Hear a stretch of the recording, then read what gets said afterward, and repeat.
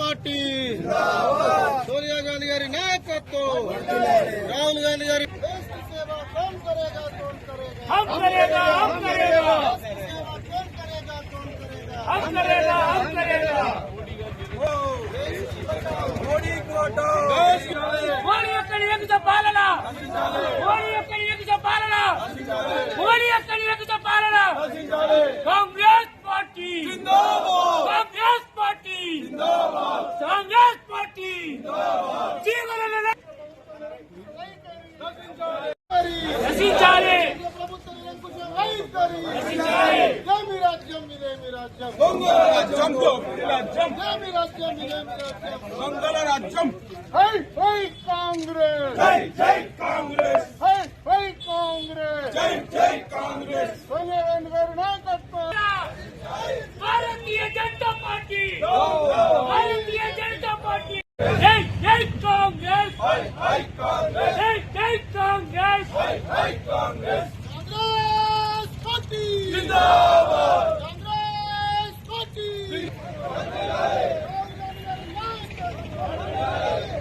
బచాओ मोदी को हटाओ BJP down down BJP down down BJP down down BJP down down Modi को हटाओ देश की बचाओ मोदी को हटाओ देश की కేంద్ర ప్రభుత్వం నిరంకుశ వైఖరి నశించాలి కేంద్ర ప్రభుత్వం నిరంకుశ వైఖరి నశించాలి కేంద్ర ప్రభుత్వం నిరంకుశ వైఖరి నశించాలి రాహుల్ గాంధీ డౌన్ డౌన్ మోడీ యొక్క నియంత్రిత పాలన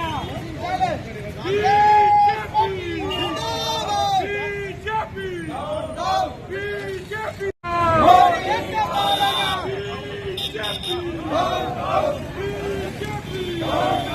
సోనియా గాంధీ నాయకత్వం సోనియా గాంధీ నాయకత్వం జై జై కాంగ్రెస్ హై హై కాంగ్రెస్ జై జై కాంగ్రెస్ హై హై కాంగ్రెస్ జై జై కాంగ్రెస్ హై హై కాంగ్రెస్ కాంగ్రెస్ పార్టీ జిందాబాద్ కాంగ్రెస్ పార్టీ జిందాబాద్ జీవన నాయకత్వం వర్ధిల్లాలి జీవన నాయకత్వం వర్ధిల్లాలి మోదీ యొక్క నిరంకుశ పాలన నశించాలి మోదీ యొక్క నిరంకుశ పాలన నశించాలి భారతీయ జనతా పార్టీ తత్వం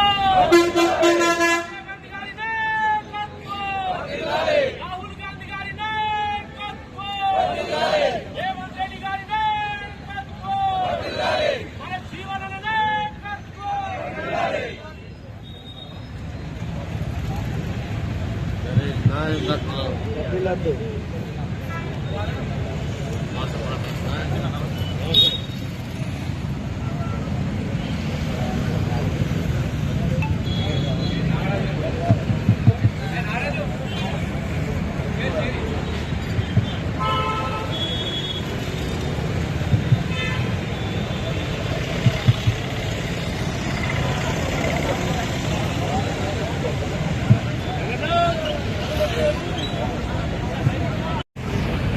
ప్రశ్నించేటువంటి పార్లమెంట్ సభ్యులను దాదాపుగా 143 మందిని అకారణంగా హౌస్ నుంచి బహిష్కరించారు. దాని యొక్క ఉద్దేశాన్ని దేశవ్యాప్తంగా తెలియజేయాలనే ఉద్దేశంతో ఆ పిలుపులో భాగంగా జగిత్యాల గడ్డపైన మరి యొక్క నిరసన కేంద్ర ప్రభుత్వ ప్రజా వ్యతిరేక విధానాలకు 143 పార్లమెంట్ సభ్యులను బహిష్కరించినందుకు నిరసనగా జగిత్యాల గడ్డపైన ఈ యొక్క నిరసన కార్యక్రమం చేపడుతున్న సోదరులారా. మరి ఈ యొక్క కార్యక్రమానికి ముఖ్య అతిథులు మన ప్రియతమ ఎమ్మెల్సీ పేద ప్రజల ఆశాజ్యోతి అయినటువంటి అన్న ప్రశ్నించేటువంటి గొంతుగా అన్న జీవన్ రెడ్డి గారు ముఖ్య అతిథిగా విచ్చేశారు. అదేవిధంగా ఈ కార్యక్రమంలో రాష్ట్ర కాంగ్రెస్ పార్టీ నాయకులు, కౌన్సిలర్ సోదరులు, యువజన కాంగ్రెస్ సోదరులు, సర్పంచులు, మాజీ ఎంపీటీసీలు, ముఖ్యంగా కాంగ్రెస్ పార్టీ సైనికులందరూ కూడా మరి ఈ కార్యక్రమంలో పాల్గొనడం చాలా సంతోషకరంగా విషయం కూడా ఈ సందర్భంగా తెలియజేస్తూ వారికి సగర్వంగా జిల్లా కాంగ్రెస్ పార్టీ పక్షాన స్వాగతం సుస్వాగతం తెలియజేస్తున్న సోదరులారా. ఈరోజు 2 అంశాలు తప్పకుండా ఇక్కడ మాట్లాడుకోవాల్సిన బాధ్యత మా కాంగ్రెస్ పార్టీ కార్యకర్త పైన ఉన్నది. అది స్వతంత్రం పూర్వం, స్వతంత్రం వచ్చిన తర్వాత, మరి మోడీ పరిపాలన వచ్చిన తర్వాత కాంగ్రెస్ పార్టీ కార్యకర్తలు కాకుండా ప్రజలందరూ కూడా బేరీ చేసుకున్నటువంటి ఆలోచన కల్పించడానికే మరి కార్యక్రమం చేపట్టిన సందర్భంగా తెలియజేస్తా ఉన్నాను. మరి బ్రిటిష్ కాలంలో దాదాపు 800 సంవత్సరాల పాటుగా కాంగ్రెస్ పార్టీ పోరాటం చేసి ఈ దేశానికి స్వతంత్రం తెస్తే దాదాపు 50 సంవత్సరాల పాటు కాంగ్రెస్ పార్టీ మరి స్వతంత్రం వచ్చిన తర్వాత గుండు పిన్ను కూడా తయారు చేయనటువంటి పరిస్థితుల్లో మరి కాంగ్రెస్ పార్టీ అధికారంలో ఉన్నటువంటి నెహ్రూ దగ్గర నుండి కూడా మొన్నటి వరకు మన్మోహన్ సింగ్ వరకు కూడా ఈ దేశాన్ని అన్ని రంగాల్లో అభివృద్ధి చేసినటువంటి సంగతి మనందరికీ తెలిసిందే. కానీ దురదృష్టవశాత్తు ఈ దేశంలో ఒక మద్దతు పార్టీ దేశాన్ని విచ్ఛిన్నం చేసేటువంటి పార్టీ అధికారంకి వచ్చిన సంగతి అందరికీ తెలిసిందే. మరి మోడీ ప్రధానమంత్రి అయినటువంటి సందర్భంలో దేశమంతా అప్పటి వరకు ఐక్యతగా ఉన్నటువంటి ఈ దేశంలో మరి మద్దతు ఇచ్చి రేపి ఈ దేశాన్ని విచ్ఛిన్నం చేయడానికి ప్రయత్నం చేస్తున్నటువంటి ప్రభుత్వం మోడీ గారి ప్రభుత్వం అని చెప్పి సందర్భంగా తెలియజేస్తా ఉన్నాను. దానికి ఉదాహరణ మణిపూర్ సంఘటన సోదరులారా. మణిపూర్ సంఘటన ఏదైతే ఉందో దేశమే కాదు ప్రపంచవ్యాప్తంగా తలదించుకునేటువంటి పరిస్థితి కల్పించింది ఈ భారతీయ జనతా పార్టీ అనేటువంటి సందర్భాన్ని గుర్తు చేస్తా ఉన్నాను. మరి ఈ దేశంలో పార్లమెంట్ మీద దాడి ఈ ఒక్కసారి కాదు సోదరులారా. అటల్ బిహారీ వాజ్పేయి గారు ప్రధానమంత్రి ఉన్నటువంటి సమయంలో కూడా అప్పుడు ఉన్నటువంటి ఉగ్రవాదులు టెర్రరిస్టు పార్లమెంట్ పైన చొచ్చుకుపోయి దాడి చేసేటువంటి క్రమంలో ఎంతో మంది పోలీసులు దాదాపు 15 మంది పోలీసులు మరణం చెంది పార్లమెంట్ యొక్క వ్యక్తిత్వాన్ని ఈ ప్రజాస్వామ్యానికి గుండెకాయనట్టు పార్లమెంట్ రక్షించినటువంటి సందర్భాన్ని గుర్తు చేస్తా ఉన్నాను. మరి అదేవిధంగా అప్పుడున్న లాల్ కృష్ణ అద్వానీ గారు దేశ హోంశాఖ సహాయ మంత్రిగా ఉన్న సమయంలో వారు పార్లమెంటు సమావేశంలో బేషరతుగా ఈ బీజేపీ వైఫల్యం చెందింది, మా ప్రభుత్వం వైఫల్యం చెందింది, శాంతిభద్రత కాపాడంలో నిజంగా కూడా సిగ్గుతో తలదించుకుంటామని చెప్పి మరి ఈ సందర్భంగా గుర్తు చేస్తున్నాను. ఆ పేపర్లో కూడా చూసిన సందర్భాన్ని గుర్తు చేస్తా ఉన్నాను. కానీ ఈ రోజు ఒక భారతీయ జనతా పార్టీ సంబంధించినటువంటి ఏదైతే కర్ణాటక బీజేపీ ఎంపీ దగ్గర ఏదైతే వాళ్ళు పాసు తీసుకొని మరి ఒక నిరుద్యోగులు వారు తీవ్రవాదులు కాదు నిరుద్యోగులు ఆ యొక్క నిరసన ప్రజల ద్వారా తెలియజేస్తే ఈ కేంద్ర ప్రభుత్వం పట్టించుకుంటుంది అనే ఉద్దేశంతో వారు నేరుగా పార్లమెంట్ కు వచ్చి వచ్చుకపోయి తన యొక్క నిరసనను మోడీ నువ్వు నెల సంవత్సరానికి 2 కోట్ల ఉద్యోగాలు ఇస్తాన్నావు ఎక్కడిస్తున్నావు అని చెప్పి ప్రశ్నించిన సందర్భాన్ని గుర్తు చేస్తాను. మరి దీన్ని పురస్కరించుకొని ఇండియా కూటమిలో పాటు కాంగ్రెస్ పార్టీ పార్లమెంట్ సభ్యులతో పాటు సోనియా గాంధీ, రాహుల్ గాంధీ గారితో పాటు మల్లికార్జున గారితో పాటు ఆ యొక్క పార్లమెంట్ రాజ్యసభలో కానీ పార్లమెంట్ కానీ ప్రశ్నిస్తే నిర్దాక్షిణ్యంగా వాళ్ళు ఏమని ప్రశ్నించినారో బేషరతుగా హోంమంత్రి గారు ఏవైతే ఉన్నారో తప్పకుండా వాటిపైన సమాధానం చెప్పాలి అనే ఉద్దేశంతో వాళ్ళు ప్రశ్నిస్తే మరి వాళ్ళ యొక్క నల్లముఖం చేసుకొని సభకు రానటువంటి సందర్భంలో మరి మన నాయకులు పార్లమెంట్ సభ ప్రశ్నిస్తే మరి వాళ్ళని సస్పెండ్ చేసినట్టు సందర్భాన్ని గుర్తు చేస్తున్నాను. కేంద్ర ప్రభుత్వము దానికి మాన్యశ్రీ ఎమ్మెల్సీ దేవన్న గారు, అదేవిధంగా లక్ష్మణ్ కుమార్ శాసనసభ్యులు ధరంపరి గారు, మరి జగిత్యాల జిల్లానే కాకుండా ఇంకా ఇతర ప్రాంతాల నుండి వచ్చేసినటువంటి కాంగ్రెస్ శ్రేణులకు సోదరులందరూ కూడా పేరు పేరున నా హృదయపూర్వక ధన్యవాదాలు తెలుపుతూ మరి ఒక పక్క రాష్ట్రంలో జరుగుతున్నటువంటి అవినీతి అక్రమ పాలనను గత దశాబ్ద కాలంగా జీవనన్న ప్రతి ఇష్యూలో పడ్డ ఎండగట్టి మరి ఈ రోజు అప్రతితంగా రాష్ట్ర కాంగ్రెస్ ప్రభుత్వాన్ని ఫామ్ చేసుకోవడంలో కీలక పాత్ర వహించినటువంటి మరి జీవనన్న ఆధ్వర్యంలో ఈ జీవితం అంతా నిజంగా ఒక సార్థకత అయిందని నేను భావిస్తున్నా.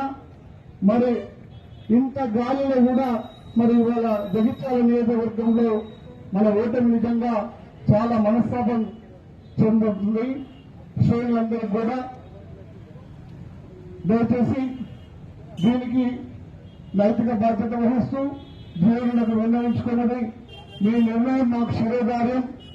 మీరు ఏ నిర్ణయం తీసుకున్నా ఒక కాంగ్రెస్ పార్టీ సైనికులుగా జీవనకు రామచంద్ర ఉన్నటువంటి దేవుడికి ఒక ఆంజనేయుడుగా ఒక చురు కార్యకర్తగా నేను మీ ఆజ్ఞను సదా చేసాయిస్తానని సభాముఖంగా మరి ఒక నిరాయుధంతో ఒక నిరాసక్తితో ఒక అసంతృప్తితో తెలియజేస్తూ మరి జీవనన్న గారి సేవలు రాష్ట్ర ముఖ్యమంత్రి రేవంత్ రెడ్డి గారు అయితేనేవి ఆల్ ఇండియా కాంగ్రెస్ అధ్యక్షురాలు సోనియా గాంధీ గారు కానీ, రాహుల్ గాంధీ గారు కానీ, ప్రియాంక గాంధీ గారు కానీ వారి విధానాల పట్ల, వారు చేసే ప్రజా సంక్షేమాల పట్ల కాంగ్రెస్ పార్టీ ఏం చేస్తే మరి ప్రజల్లోకి వచ్చి ప్రభుత్వాన్ని ఫామ్ చేసే దిశలో అనేది గత సంవత్సర కాలం నుండి ఎన్నో మార్లు వారితో చర్చించి అనేక దఫాలుగా మరి ముఖ్యమైన సూచనలు చేసినటువంటి వ్యక్తి మన జగనన్న.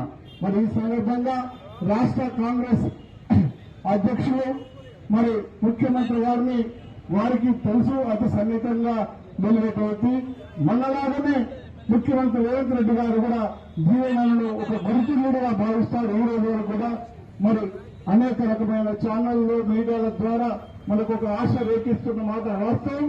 కేంద్ర ప్రభుత్వం ఆల్ ఇండియా కాంగ్రెస్ అధ్యక్షుడు కనగట్టు సోనియా గాంధీ, రాహుల్ గాంధీ, ప్రియాంక గాంధీ గారు కూడా జీవన పేరు తీసుకుని మరి వారి సేవలను రాష్ట్ర కాంగ్రెస్ ప్రభుత్వానికి వెన్నెముకలాగా ఉండాలని కోరుకుంటున్న వార్త మరి నిజంగా ఒక ఉత్తేజాన్ని, ఉత్సాహాన్ని కలగజేస్తుంది. మరి ఆ దిశలో ముఖ్యమంత్రి రేవంత్ రెడ్డి గారు జీవన సేవలను వినియోగించుకోవాలి. రానున్న పార్లమెంటు ఎన్నికల్లో కూడా జీవన వ్యూహాచరణకు వారంతా రెడీ ఉన్నారని ఈ సందర్భంగా విన్నవిస్తూ మరోసారి అన్న క్షమాపణలు కోరుతూ మీ నిర్ణయం శిరోధార్యమని చెప్తూ మరి ఈ సందర్భంగా ఇచ్చేసినటువంటి కాంగ్రెస్ శ్రేణులందరూ కూడా ధన్యవాదాలు తెలుపుతూ నిజంగా ఇది అప్రజాస్వామ్యానికి నిదర్శనమని కాంగ్రెస్ పార్టీ భావిస్తుంది. ఎందుకంటే 142 సభ్యులను సస్పెండ్ చేసి వారి ఏదైతే బిల్లులు ఉన్నాయో పాస్ చేసుకోవడం అనేది నిజంగా విడ్డూరంగా భావిస్తున్నాము. నిజంగా ఈ 10 సంవత్సరాల నుంచి కూడా మతతత్వాన్ని ప్రేరేపిస్తూ ముందుకెళ్తున్న బీజేపీ ప్రభుత్వానికి ఇప్పుడు ఏదైతే మన రాష్ట్రంలో జరిగిన టీఆర్ఎస్ ఎలక్షన్ లో ఏదైతే కాంగ్రెస్ పార్టీ బుద్ధి చెప్పిందో అదేవిధంగా దేశంలో కూడా బీజేపీ పార్టీకి అదే బుద్ధి వస్తుంది. ఎందుకంటే ఈ 10 సంవత్సరాల్లో కూడా పేద ప్రజలకు చేసింది ఏదీ లేదు. పేద ప్రజల్లో ఎన్నో నష్టాల పాలు చేసిన ఘనత బీజేపీకి దక్కుతుంది. ఎందుకంటే జీఎస్టీఏ కానివ్వండి, అదేవిధంగా పెద్ద నోట్ల రద్దే కానివ్వండి, ప్రతి ఒక్కటి కూడా ప్రతి సామాన్యులకి ఎంతో నష్టం చేకూర్చడమే కాదు, చాలా బాధాకరమైన పరిస్థితి తీసుకొచ్చిన ఘనత బీజేపీకి. అదేవిధంగా ఈ మహిళలకి సంబంధించి ముఖ్యంగా 450 సిలిండర్ ని ఈరోజు 1200 తీసుకొచ్చిన బీజేపీ గవర్నమెంట్ ని ప్రతి ఒక్కరూ గమనించాలని కోరుకుంటున్నాను. ఎందుకంటే సామాన్యులకు అనేది ప్రతి ఒక్కరికి కూడా ఉపయోగపడే ఈ సిలిండర్ అనేది ఈ 9 సంవత్సరాలలో 1200 తీసుకొచ్చిన ఘనత బీజేపీకి. అదేవిధంగా ఈ ఎలక్షన్స్ వస్తున్నాయని 200 తగ్గించడం జరిగింది. అదేవిధంగా ఇప్పుడు మళ్ళీ 1200 చేసినా 1500 చేసినా కట్టాల్సిన పరిస్థితి. కానీ కాంగ్రెస్ గవర్నమెంట్ వచ్చినప్పుడు తర్వాత కాంగ్రెస్ అనేది 500కే ఇస్తుంది. ఇలాంటి గవర్నమెంట్ అనేది మనకి అవసరం లేదు. ఏదైతే పేదలను ఏదైతే సామాన్యులను కూడా ఏదైతే సామాన్యులకు ఉపయోగకరంగా ఉంటుందో దాన్ని మనం తీసుకురావాల్సిన బాధ్యత ప్రతి ఒక్కరికి ఉంటుంది.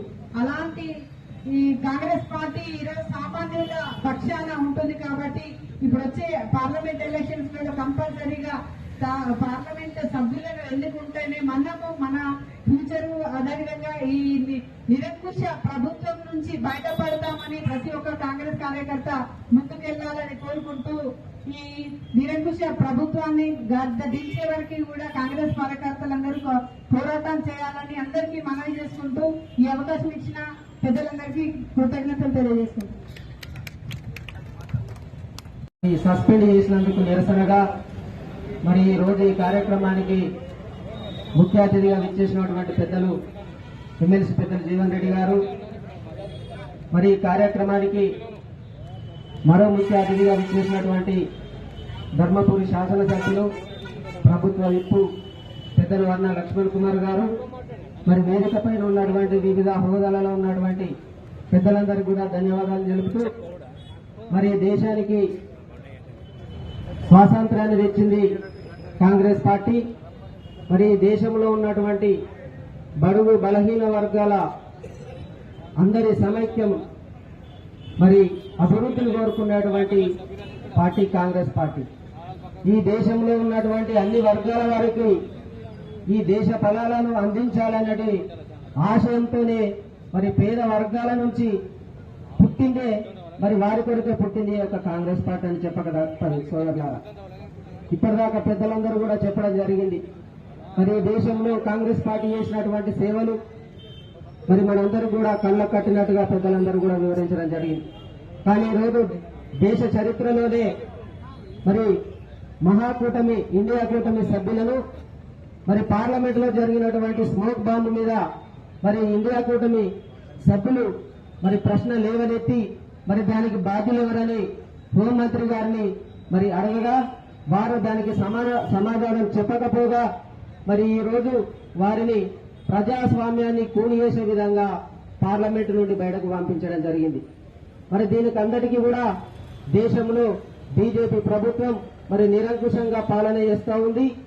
ఏదైతే ఈ తెలంగాణ రాష్ట్రంలో టీఆర్ఎస్ ప్రభుత్వం ఏ విధంగా అయితే ప్రజలు మరి ప్రారంభిందో ఈ దేశంలో కూడా రాబోయే రోజులలో బీజేపీ ప్రభుత్వాన్ని కూడా గద్దెదించి మరి రాబోయే రోజులలో కాంగ్రెస్ పార్టీ మరి అధికారంలోకి రావడానికి మనమందరం కూడా కృషి చేయాలని కోరుకుంటూ పెద్దలు జీవన్ రెడ్డి గారి సారథ్యంలో ఏ పిలిపించినా కూడా ఆ యొక్క కార్యక్రమాన్ని విజయవంతం చేయడానికి మనమందరం కూడా ముందుండి మరి ప్రతి కార్యక్రమాన్ని విజయవంతం చేయాలని కోరుకుంటూ ఈ అవకాశం ఇచ్చినటువంటి పెద్దలందరికీ కూడా ధన్యవాదాలు తెలుపుతూ సెలవు తీసుకుంటున్నా. జై హింద్, జై కాంగ్రెస్.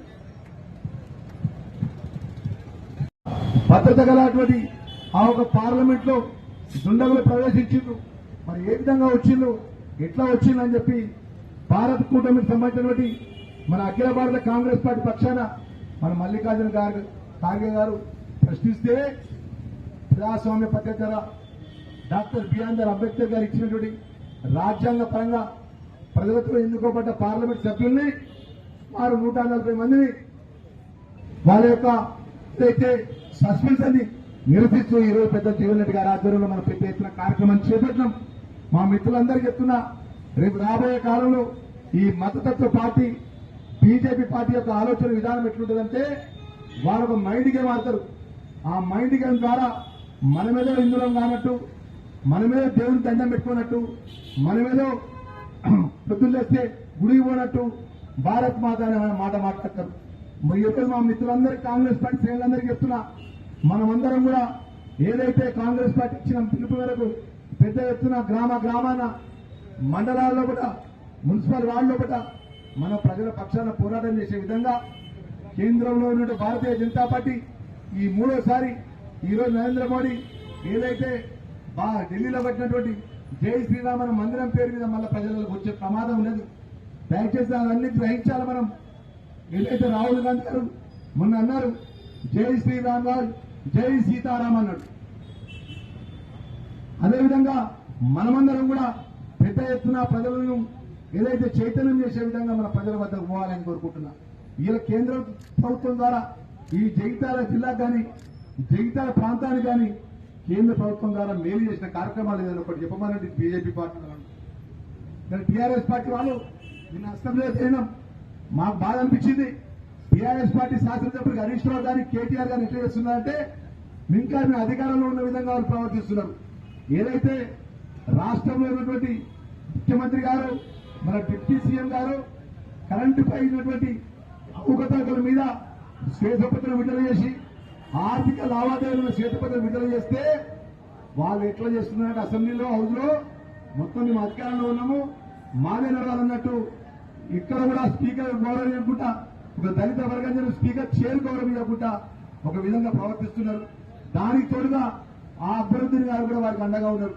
మరి ఈ విధంగా కాంగ్రెస్ పార్టీ ఏదో విధంగా రేపు రాబోయే పార్లమెంట్ ఎన్నికల్లో కూడా స్థానిక ఎన్నికల్లో కూడా ఈ ప్రాంతంలో కాంగ్రెస్ పార్టీ ఇబ్బంది పెట్టే కార్యక్రమాన్ని వాళ్ళు చేపట్టింది. కాబట్టి మనం కార్యకర్తలందరం కూడా పార్టీ పరంగా ఏ కార్యక్రమం తీసుకున్నా మన పెద్ద ఎత్తున మన పెద్దలు జీవన్ రెడ్డి గారి ఆధ్వర్యంలో కూడా కలిసి కట్టుగా ఇది కేంద్రంలో బీజేపీ పార్టీ కానీ ప్రతిపక్ష పార్టీ కానీ టీఆర్ఎస్ పార్టీ కానీ మరి వారు చేసేటువంటి కూర్చున్నటువంటి ఆలోచనతో మనం ఎదుర్కొని ముందుకు పోవాలని కోరుకుంటూ మరి ఈ రోజు మన మిత్రులందరూ కూడా కాంగ్రెస్ పార్టీ కార్యకర్తలందరూ కూడా మనం చూసుకుంటున్నాం. మా సోదరు మన వేదిక మా చెల్లెలు మా అక్కలందరూ కూడా మనం చూసుకుంటున్నాం. ఈ రోజు జగిత్యాల జిల్లా అంటే పెద్దలు జీవన్ రెడ్డి గారు మీ అందరికీ తెలిసేటో నేను ఎమ్మెల్యేగా అయిన తర్వాత పెద్ద రేవంత్ రెడ్డి గారు ఒకటే మాట్లాడాడు, లక్ష్మణ్ కుమార్ పెద్దలు జీవన్ రెడ్డి గారు ఇలా సభకు వచ్చుంటే నాకు కొండంత బలం ఉండేది, కొండంత ధైర్యం ఉండేది. లేదు, మనం అధికారంలో ఉన్న 64 మంది అయితే ప్రతిపక్ష వాళ్ళు 25 మంది మందులున్న పోతిలాగా ఎగురుతున్నారు. ఇలా జీవనాన్ని ఉంటే ఇలా సభ వేరే విధంగా ఉంటుంది అన్న ఆలోచన ధైర్యాన్ని ఇచ్చిండు. ఏదేమైనా కూడా జీవన్ రెడ్డి గారికి నేను వారికి నమ్మినటువంటి శిష్యునిగా రేవంత్ రెడ్డిగా ఖచ్చితంగా రాబోయే కాలంలో ఈ యొక్క రాష్ట్రంలో ప్రభుత్వం అండగా వచ్చే విధంగా వారికి ఆలోచన విధంగా వారిని మేము గుర్తించే విధంగా వాళ్ళని గౌరవించుకుంటే అది మా బాధ్యత అన్న విషయంలో కూడా వారందరూ కూడా మాట్లాడింది. ఈరోజు విప్ అయినా ఎమ్మెల్యే అయినా అంటే జీవన్ రెడ్డి గారి యొక్క మనిషిని, జీవన్ రెడ్డి యొక్క ఇలా నన్ను ఇలా విప్పించిందంటే మా జీవన్ రెడ్డి నమ్ముకున్న కార్యకర్త జగిత్యాల జిల్లా ప్రాంతానికి ప్రాతినిధ్యం పరంగా అక్కడ ప్రజల పక్షాన ప్రభుత్వం పక్షాన ఎవరి కష్టం వచ్చినా ఇక్కడ లక్ష్మణ్ కుమార్ జీవన్ రెడ్డి గారి యొక్క అనుచరులు ఉన్నారు, జీవన్ రెడ్డి నమ్ముకున్న వ్యక్తున్నారు. వారిని జీవన్ రెడ్డి గారి యొక్క సమక్షంలో ఆలోచన పరంగా నాకు అవకాశం వచ్చింది. మరి ఈ విధంగా మా మిత్రులందరూ కూడా మనం చేసుకుంటున్నా, దయచేసి రేపు రాబోయే కాలంలో స్థానిక ఎన్నికల్లో కూడా కానీ పార్లమెంట్ ఎలక్షన్స్ లో కానీ కాంగ్రెస్ పార్టీ బలోపేతంగా కాంగ్రెస్ పార్టీ జెండా ఎగరేసే విధంగా మనం అందరం కలిసిగా పనిచేద్దామని చెప్పి కోరుకుంటూ మరి ఈరోజు మిత్రులందరికీ కాంగ్రెస్ పార్టీ కార్యకర్తలందరికీ కూడా మనం చూసుకుంటున్నా, ఏదైతే కేంద్రంలో బీజేపీ పార్టీ గాని విభజించి పాలించే విధంగా ఇద్దరు దొండుతుంటే నువ్వు ఏడ్చినట్టు చేస్తా, నువ్వు కొట్టినట్టు చేస్తా, నువ్వు ఏడ్చినట్టు చేయాలంటారు తప్ప వాళ్ళిద్దరూ ఒకటే. మేము చూస్తున్నాం కదా, అక్కడ ఉన్నటువంటి సమస్యను తప్పుదో పట్టించే విధంగా అక్బరుద్దీన్ చేసి మాట్లాడుతుంది తప్ప టీఆర్ఎస్ పార్టీ ఎవరు కూడా మన యొక్క ఏదైతే శ్వేతపత్రం మీద మాట్లాడే శక్తి వాళ్ళకి లేదు. వాళ్ళు ఇరిగేషన్ లో దోపిడీ చేసిండ్రు, ఆర్థిక దోపిడీ చేసిండ్రు, కరెంటులో దోపిడీ చేసిండ్రు, అన్ని విధాల ఆ ఒక టీఆర్ఎస్ పార్టీ సంబంధించి కల్వకుట్ల చంద్రశేఖర కుటుంబం మొత్తం తోసుకున్న విషయాలు సభముగా పెడితే టీఆర్ఎస్ పార్టీ సంబంధించిన శాసనసభ్యులు ఎవరు జవాబు చెప్పలేకపోతున్నారు. కానీ వాళ్ళ బీటీలో ఉన్నటువంటి అక్బరుద్దీన్ చేసి మాట్లాడుతుండ్రు. అంటే మనం ఒక్కసారి ఆలోచన చేయాలి. ఇవన్నీ కూడా మన కాంగ్రెస్ పార్టీని ఏ విధంగా బలహీనపరిచే విధంగా వారి ఆలోచన ఉన్నది. మనం ఆ విధంగా అధిగమించి రేపు రాబోయే కాలంలో కేంద్రంలో భారతీయ జనతా పార్టీని ఏ విధంగా తిప్పికొట్టే విషయంలో కానీ ప్రతిపక్షంలో టీఆర్ఎస్ పార్టీని ఏ విధంగా టీఆర్ఎస్ పార్టీ తిప్పికొట్టే విషయంలో కానీ మన ఐక్యమత్యంతో ముందుకు పోవాలని కోరుకుంటూ మరొకసారి మరి ఈ కార్యక్రమంలో భాగస్వామ్యం చేసినటువంటి కాంగ్రెస్ పార్టీ కుటుంబ సభ్యులందరికీ కూడా పేరు పేరున మా పాత్రికేయ మిత్రులకు మన మొదటిసారి మన ప్రభుత్వ పరంగా అధికార పరంగా నాకు అవకాశం వచ్చిన కాంగ్రెస్ పార్టీ కుటుంబ సభ్యులతో కూర్చున్నటువంటి అవకాశం వచ్చింది. వారు కూడా నేను నమస్కారం తెలియజేసుకుంటూ ముగిస్తున్నాను. జై హింద్, జై కాంగ్రెస్. కేంద్ర ప్రభుత్వానికి వ్యతిరేకంగా ఏదైతే నిరసన కార్యక్రమం చేపట్టబడి జరుగుతుందో దానికి ఇంత పెద్ద ఎత్తున మరి తరలి వచ్చినటువంటి వివిధ హోదాల్లో ఉన్న కాంగ్రెస్ నాయకులు, కాంగ్రెస్ కార్యకర్తలు, అభిమానులు, పాత్రికేయ సోదరులకు అందరికీ హృదయపూర్వకంగా నమస్కారాలు చెప్తూ మిత్రులు చాలా విషయాలు చెప్పారు. అంటే వాస్తవంగా ప్రజాస్వామ్యంలో ఇవాళ ప్రభుత్వం బాధ్యత ప్రధానంగా ఏదైతుందో దేశ సమగ్రత అనేది ప్రధానమని చెప్పాలి, తప్పదని చెప్పట్లేదు. అలా దేశ సమగ్రత కాపాడటానికి స్వర్గీయ ఇందిరాగాంధీ గారు స్వయంగా వారి ప్రాణాలు త్యాగం చేసైనా కానీ దేశ సమగ్రతను కాపాడబడే విధంగా మరి ప్రజాస్వామ్య ప్రక్రియను నిలబెట్టడం జరిగిందని చెప్పంటారు. ఇవాళ దేశంలో మరి కొనసాగుతున్న పరిస్థితి మనం గమనిస్తుంటే అదే ప్రజాస్వామ్యాన్ని అపహాస్యం చేసే విధంగా చెప్పంటుంది. ప్రజాస్వామ్యాన్ని అపహాస్యం చేసే విధంగా దుండగులు ఏదైతుందో ఇలా ప్రజాస్వామ్యానికి దేవాలయమైనటువంటి ఒక పార్లమెంట్ భవనంపై స్మోక్ బాంబ్ దాడి అంటే అది కేవలం ప్రభుత్వానికి ఒక హెచ్చరిక లాగా చెప్పట్టున్నాం. వీళ్ళు మేమేదైతుందో ఈ ప్రభుత్వాన్ని అస్థిరపరచడమే కానీ ఈ ప్రభుత్వం చేపడుతున్న నియంత్రణ ధోరణికి వ్యతిరేకంగా వారి యొక్క భావనలు తెలియజెప్పాలని చెప్పని ఈ స్మోక్ బాంబ్ మరి పార్లమెంట్ భవనంపై దాడి చేయటం ఇది కేవలం భారతదేశానికి పరిమితమైన అంశం కాదు. ఇది యావత్ ప్రపంచంలో గల భారతదేశం తలదించుకున్న పరిస్థితి ఏదైందని చెప్పాలి తప్పని చెప్పండి. ఒకసారి మీరు జాబ్ కార్డు తీసుకుంటే మీరు వారం రోజులు ఏదైతుందో మీకు పరిధి పెట్టే బాధ్యత ఆ ప్రభుత్వానికి కేంద్ర ప్రభుత్వం చెప్పంటున్నారు. ఆ కార్యక్రమం అమలుతో చెప్పంటున్నారు. నేను జాతీయ స్థాయిలో కానీ రాష్ట్ర స్థాయిలో కానీ గ్రామీణ ప్రాంతాల్లో ఏదైనా అభివృద్ధి కార్యక్రమం చేపట్టబడుతుందని చెప్పంటే కేవలం జాతీయ గ్రామీణ ఉపాధి హామీ పథకం ద్వారా మాత్రమే చెప్పాలి తప్పని చెప్పంటున్నారు. ఆ యొక్క గ్రంథి ఎవరిది అంటే యూపీఐ చైర్పర్సన్ సోనియా గాంధీ గారు చెప్పంటున్నారు. ఏంటంటే ఒక్కటి చెప్పాలంటే ఒక్కటి చెప్పంటుంది. ఇవాళ ఏదైతున్నదో పారదర్శకత, ఒక నీతివంతమైన ప్రభుత్వం చెప్పంటున్నా. అవినీతికి తావు లేకుండా ప్రశ్నించే హక్కు ఏదైతుందో ప్రతి భారత పౌరుడికి కల్పించబడే విధంగా సమాచార హక్కు చట్టాన్ని అమలు చేసిన ఘనత ఏదైతుందో యూపీఏ చైర్మన్ సోనియా గాంధీ గారు చెప్పంటున్నారు. ఏం చేస్తున్నాయి కదా, నువ్వు సమాచార హక్కు చట్టాన్ని నిర్వీర్యం చేస్తున్నావు, నీరు కల్పన చేస్తున్నావు చెప్పంటున్నాను. ఎవడైనా ఏదైతుందో ప్రభుత్వం యొక్క అవినీతిని అవగతం ప్రశ్నిస్తే వాటిపై ఏదైతుందో క్రిమినల్ నేరాలు చట్టాలు గమనిస్తుంది చెప్పండి. కేంద్రం కానీ రాష్ట్రం కానీ ఎవరికి తీసిపోయే విధంగా లేదు, తీసిపోయే విధంగా లేదు అని చెప్పంటాం. నేను నిరుపేద వర్గాలకు ఆహార భద్రత, ప్రతి పేద వర్గాన్ని ఏదైతుందో ఆకలితో అలమటించకూడదు. వాడు కనుక నిన్ను అన్నం పెట్టాలి, తినడానికి సౌకర్యం ఏర్పాటు చేయలేదు. ఇది ప్రభుత్వ బాధ్యత అనే విధానం ఏదైతుందో ఫుడ్ అష్యూరెన్స్ ఆహార భద్రత చట్టాన్ని రూపొందించి అమలు చేసే ఘనత కాంగ్రెస్ పార్టీ యూపీఏ చైర్మన్. ఒక్కటి చెప్పండి. రైతాంగానికి అండగా నిలిచే విధంగా రైతాంగం పండించే వ్యవసాయ ఉత్పత్తుల వరిధాన్యం, మొక్కజొన్న, గోధుమ భారత ఆహార సంస్థ ఫుడ్ కార్పొరేషన్ ఆఫ్ ఇండియా ద్వారా కొనుగోలు చేసి రైతులందరూ ఏదైతుందో ఈ మద్దతు ధర పొందగలుగుతున్నారని చెప్పండి. కారణం ఎవరే అంటుండే కేసీఆర్ మోడీ కాదు. రైతాంగం ఏదైతుందో వారు పండించే పంటకు మద్దతు ధర పొందగలుగుతున్నారు చెప్పంటే అది అమలు చేస్తున్న కేసీఆర్ మోడీ గారు కాదు అని చెప్పండి. నిర్ణయం అమలు చేసింది. ఈ చట్టాన్ని రూపొందించే భారత ఆహార సంస్థ ద్వారా రైతాంగం పండించే వ్యవసాయ ఉత్పత్తులకు మద్దతు ధర కల్పింప చేయడం ప్రభుత్వ బాధ్యతగా రూపొందే ఘనత కాంగ్రెస్ పార్టీ. ఇంద్రమ తల్లి అని చెప్పారు. నువ్వు ఎందుకు మొగతాన్ చేసుకుంటున్నావు? పార్లమెంట్ ఎందుకు మొగతాన్ చేసుకుంటున్నావు? ఇందుకేనా నేను నీకు అధికారం అప్పచెప్పింది 2 పర్యాయాలు. ఇప్పటికైనా ప్రధానమంత్రి ఎవరు అనేది కాదు, ఇండియా కూటమి ఏదైతుందో ఎంతవరకైతే మాకు నీలాంటి ఒక నియంతృత్వ రాచరిక పాలన ఏ విధంగా రాష్ట్రంలో నియంత్రిత రాచరిక పాలనకి ఏదైతుందో ముగింపు పలకడం జరిగిందో, తుదముట్టించడం జరిగిందో, కేంద్రంలో కూడా ఈ రాచరిక నియంత్రిత పాలనకు మనం ముగింపు పలకడం ఆవశ్యకత ఉందని చెప్పి దానికి నాంది ఈ నిరసన కార్యక్రమం చెప్పారు.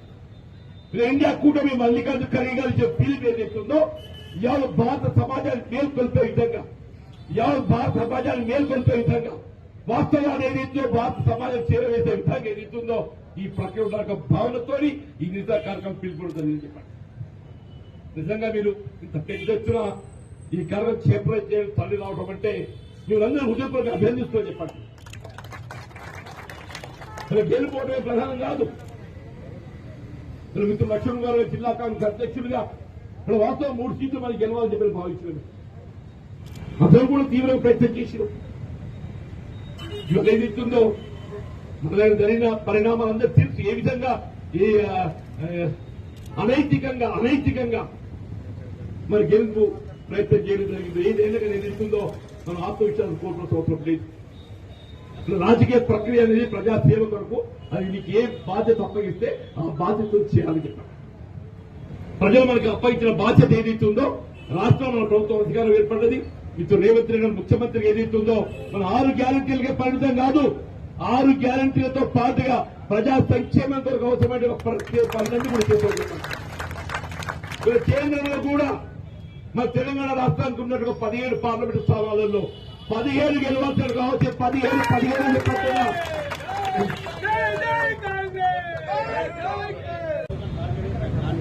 యూపీఏ చివరి దినాల్లో ఎన్డీఏ ప్రభుత్వం అధికారం చేపట్టబడ్డనాడు ఈ దేశ అప్పు 55 లక్షల కోట్ల రూపాయలు చెప్పండి. 2014లో ఎప్పుడైతే ఎన్డీఏ ప్రభుత్వం భారతీయ జనతా పార్టీ గౌరవ మోడీ గారు ప్రధానంగా బాధ్యత చేపట్టిండో ఈ దేశ అప్పు భారతదేశ అప్పు ఏదైతుందో 55 లక్షల కోట్లు చెప్పండి. ఇవాళ ఎంతుందో తెలుసానే 155 లక్షల కోట్లు 150 లక్షల కోట్లు అని చెప్పండి. టీచర్ ఎక్కడికి వర్షపెట్టా అంటే రెండింతలు పెరిగిందని చెప్పండి. 55 లక్షల కోట్లు అలా అప్పు ఉంటే ఇవాళ ఎంత అయింది? 155 లక్షల కోట్ల అప్పు ఊబిలోకి నెట్లో జరిగింది ఈ దేశాన్ని చెప్పంటున్నా. మరి మోడీ గారు ఏం జవాబు చెప్తారని చెప్పంటున్నా. ఈ అప్పుల భారం ఎవరి మీద పడుతుంది? నేను తెలంగాణ రాష్ట్రం చర్చించమని చెప్పంటున్నా. తెలంగాణ రాష్ట్రం ఏర్పడిన నాడు రాష్ట్ర అప్పుల భారం 70,000 కోట్లు వేస్తారా దాదాపు. 7 లక్షల కోట్లు చేస్తుంది. 7 లక్షల కోట్లు చేస్తుంది. దేశం 50 లక్షల కోట్ల నుండి 150 లక్షల కోట్లు చేరుకుందంటే రెండింతలు పెరిగిందని బాధ్యత భారత ప్రధాని మోడీ గారిని భారతీయ జనతా పార్టీ అదే అవుతుందా కాదని నేను అడుగుతామని చెప్పండి. భారతదేశ స్వతంత్ర ఉద్యమంలో జైలు పాలైంది స్వర్గీయ పండిట్ జవహర్లాల్ నెహ్రూ గారు 14 సంవత్సరాలు జైలు ఉన్నాయని చెప్పంటున్నాను. ఇందిరాగాంధీ గారు జైలు జీవితాన్ని అనుభవించారు. ఇందిరాగాంధీ గారు అనుభవించారని చెప్పంటున్నాను. స్వర్గీయ మహాత్మా గాంధీ గారు జైలు జీవితాన్ని అనుభవించి ఈ దేశ స్వాతంత్ర్య ఘనత ఇవాళ మహాత్మా గాంధీ కాంగ్రెస్ పార్టీలో చెప్పంటున్నా. సర్దార్ వల్లభాయ్ పటేల్ గారు ఏది ఇచ్చిందో జైలు జీవితాన్ని అనుభవించారని చెప్పంటున్నా. అబుల్ కలాం ఆజాద్ జైలు జీవితాన్ని అనుభవించారని చెప్పంటున్నా. నువ్వు ఒక్కరి పేరు చెప్పవే నీ దగ్గర ఒక్కరి పేరు చెప్పండి. ఇంకో మా నాయకుడు ఇంకో జైలు జీవితం అనుభవించి దేశ స్వాతంత్రం ఇవ్వడానికి మరి కృషి చేసి ఒక్క పేరు చెప్పంటుండే. ఈ దేశానికి స్వాతంత్రం చేయడమే కాదు ఆ సాధించే స్వాతంత్రానికి ఏది ఇస్తుందో నిలబెట్టే విధంగా దేశ సమగ్ర నిలబెట్టే విధంగా స్వర్గీయ ఇందిరాగాంధీ గారు ఏదైతే చివరి రక్త బొట్టు వరకు ఈ దేశ ఎక్కడ పాటుపడతా చెప్పండి. ప్రాణాలు తల్లి వీళ్ళ ఇందిరా తల్లి చెప్పండి. ఉగ్రవాదాన్ని అంచనా ప్రయత్నం చేసింది ఎవరే? నువ్వు ఉగ్రవాదం అంచవేసేది శ్రీలంకలో ఉగ్రవాదాన్ని అంచవేయాలని చెప్పిన భావనతోని పొరుగు దేశం శ్రీలంక రాజీవ్ గాంధీ గారు ఏది ఇస్తుందో శ్రీలంకలో శాంతి నెలకొల్పడానికి భారత రక్షణ దళాలను శ్రీలంక పంపిస్తే శ్రీలంక ఇవాళ ఈ ఉగ్రవాదం ఏదైతుందో రాజీవ్ గాంధీ గారి పట్ల కక్ష కట్టి ఎల్టీడీ ఉగ్రవాదులు రాజీవ్ గాంధీ గారిని పొట్టలు పెట్టుకుంది ఎవరు?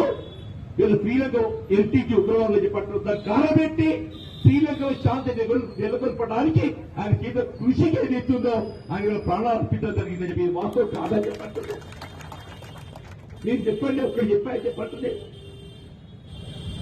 ఈ దేశాన్ని ఏదైతూ ముక్కలు చేసే విధంగా అసలు పాకిస్తాన్ యుద్ధం చేసేది ఎవరే? పాకిస్తాన్ మెడల్ వచ్చింది ఎవరో చెప్పడుతూ నేను పాకిస్తాన్ మెడల్ వచ్చింది కాంగ్రెస్ పార్టీ స్వర్గీయ ఇందిరాగాంధీ గారు చెప్పంటున్నారు. నువ్వేనే పాకిస్తాన్ మెడల్ వచ్చి బంగ్లాదేశ్ ఏర్పాటు చేసి ఈ భారతదేశ ప్రతిష్టను అంతర్జాతీయ నిలుముడు చేసిన ఘనత స్వర్గీయ ఇందిరాగాంధీ గారు కాంగ్రెస్ పార్టీ చెప్పారు. నువ్వే ఒకటి చెప్పవయ్యా. చైనా భూ ఆక్రమణ పాల్పడుతుంది. నువ్వు నిరూపజేయడానికి ఏదైతుందో మారిపోకుండా ఎక్కడ పోలేదు. అంతర్జాతీయ పత్రికగా ఏదైతుందో ఏ విధంగా చైనా దురాక్రమణకు ఒడిగడుతుందో పత్రికలు పేర్కొంటుందని చెప్పండి. దేశంలో ఉగ్రవాదం పెచ్చరిల్లిపోతుందని చెప్పండి. నిన్న కాక నిన్న దాడి చెప్పిన పూర్తిలో నిన్న జరిగిన దాడి పూర్తిలో దేశ తరలించుకునే విధంగా చెప్పంటున్నారు. రామ మందిరం ఒక హిందువుగా ఏదైతుందో నేను రాముడిని కొలుస్తా, రాముడు ఏకపత్నివ్రతుడే కాకుండా సత్యనిష్ట వారి యొక్క ధర్మ సూత్రాలతో ఏదైతుందో జనరజకంగా పాలన చేసి ఎవరు అంటే శ్రీరామచంద్ర ప్రభు చెప్పారంటుంది నిజమా కాదే? శ్రీరామచంద్ర ప్రభు ఏదైతుందో వీళ్ళు ప్రజాభిప్రాయాన్ని గౌరవించే విధంగా స్వయంగా ఆయన ఆరోపణ వచ్చే విధంగా మరి అనుమానాలు లేఖించ చేస్తే ఆలీ వదులుకున్నాడు శ్రీరామచంద్రుడు చెప్పిన ఆలీ వదులుకున్నాడు శ్రీరామచంద్రుడు ఆయనతో నీ పోల్కినానే నువ్వు శ్రీరామచంద్రుడు అయోధ్య రామ మందిరం దేవాలయ నిర్మాణం ప్రారంభానికి ఎవరే ఎల్కే అద్వానీ గారు గారు ఎక్కడుడే పాపం ఆయన రథయాత్ర చేపట్టిండు. పోతాడు మనం ఏదైతుందో వేదించినప్పుడు కూడా ఏదైతుందో రథయాత్ర చేపట్టి మన అయోధ్యలో రామ మందిర పునర్నిర్మాణానికి బాటలు వేసింది ఎవరు అంటే ఎల్కే అద్వానీ గారు అని చెప్పట్టు నిజమా కాదా? ఆయన ఎల్కే అద్వానీ ఏదైతుందో రేపు రామోదర్ పునః ప్రారంభానికి ముఖ్య అతిథి ఎవరు కావాలి? ఎల్కే అద్వానీ గారు కావాలి చెప్పాడు. ఎల్కే అద్వానీ గారు కావాలి చెప్పాడు. మోడీ చేసిన కృషి ఏంటే? మోడీ కృషి ఏంటి అని చెప్పట్టున్నాను. భారత చేసింది అద్వానీ చేసింది. భారతదేశంలో ఏదైతుందో ఒక పేద అయిపోయింది అద్వానీ ఒక ఆలోచన విధానాన్ని భారత సమాజానికి ఏదైతుందో ఒక ఆలోచన విధానాన్ని ఎక్కించి అద్వానీ చెప్పండి. న్యాయస్థానం తీర్పు అనుగుణంగా ఇవ్వాల. రామమందిర పునః నిర్మాణం ఏదైతుందో ఇలా న్యాయస్థానం తీర్పు అనుగుణంగా ఏదైతుందో నిర్మాణం చేపట్టడం జరిగిందని చెప్పట్టు అందరూ కూడా గౌరవిస్తున్నారు. భారతదేశ సమాజం గౌరవిస్తుందని చెప్పట్టున్నారు. భిన్నాభిప్రాయం ఎవరు లేదు. బాగా హిందూ, ముస్లిం, సిక్, ఇసాయి అందరూ కూడా భారత న్యాయస్థానం పట్ల గౌరవం తెలియజేస్తుందో భారత న్యాయస్థానం తీర్పును గౌరవించే విధంగా అయోధ్య రామమందిర పునః నిర్మాణ పట్ల ఏదైతుందో అందరూ కూడా హర్షాతిరేకం వ్యక్తం చేస్తుందని చెప్పట్టుంది. దాని నిజమైన గౌరవం ఎవరు పొందాలి? అలాంటి ఎల్కే అద్వానీ అధ్యక్షుడు పొందాలని చెప్పట్టున్నాను. ఎక్కడ పాపం అది పేర్లను కనబడుతున్నారు ఎక్కడైనా. నేను ఆ విశ్వ హిందూ పరిషత్తులో ఏదైతుందో ఇట్లే మనటోళ్ళు ఏం మాట్లాడుతామని చెప్పని మీరు కూడా రండి అంటున్నారు. ఏమన్నా అడిగారా? మీరు కూడా రండి దర్శనానికి. ఎక్కడికి ఏం నడుస్తుంది దేశం? ఇదేనా భారతీయ జనతా పార్టీ దేశానికి ఇచ్చేటువంటి యొక్క మరి మార్గదర్శకం అని చెప్పట్టుండే. నేను అడుగుతున్నా మోడీ గారిని, నువ్వు ఎంతవరకైతే ఈ భారతదేశ యువతకు ఏదైతుందో ఉపాధి కల్పించలేవు, ప్రభుత్వ పరంగా చెప్పంటున్నాను స్వయం ఉపాధి పథకాలు కల్పించలేవు, ఇలా యువత యొక్క ఓట్లు అడిగే నైతికత లేదు అని చెప్పట్లేదు.